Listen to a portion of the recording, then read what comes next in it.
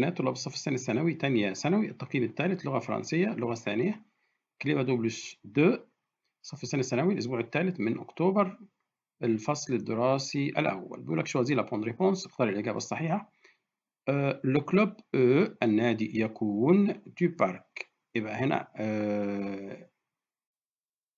أجوش أجوش أجوش وأدروات أي واحدة فيهم أكوتي دو. يبقى هنا لو كلوب النادي إيه أجوش على يسار دي اللي خلاني خدت سو عايزة لو دريير لو سور لو عايزة أداة معرفة ما عدا دي عايزة دي. إيه لا فات يبقى كومون إيه لا فات كومون إيه لا فات كيف تكون الحفلة.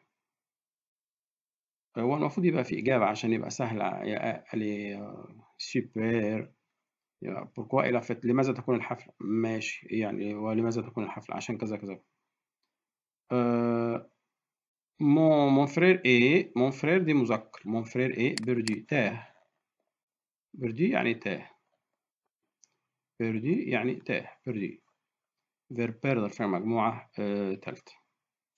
tu demandes à ton copain تسأل صديقك عن son adresse. tu demandes à ton ami son adresse أنت بتسأل صديقك عن عنوانه qu'est-ce qu'il dit ماذا هو يرد ماذا هو يقول. 30 rue السلام 30 شارع السلام وهنا جابيت ألكسندري أنا ساكن في اسكندرية. إيل طبعا هو ده مش نافع خالص لما تديمون تسأله فهو هيقول يبقى جو دي مش نافع خالص. وهنا جام لوكير بحب القاهرة مش نافع طبعا.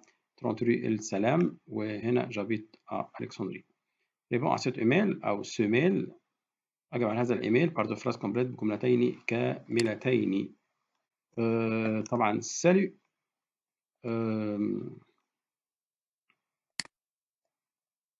سالو comment est ton quartier يبقى mon quartier est grand et calme et grand et calme. qu'est-ce qu'il y a يبقى il y a un lycée مثلا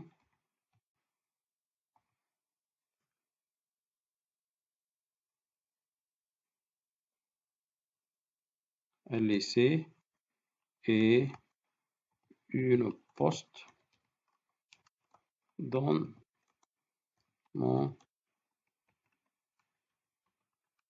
mon quartier A plus. يبقى salut comment est ton quartier mon quartier est grand et calme. qu'est-ce qu'il y a dans ton quartier il y a un lycée يوجد مدرسة et une poste وبوست dans mon quartier في الحي بتاعنا A plus.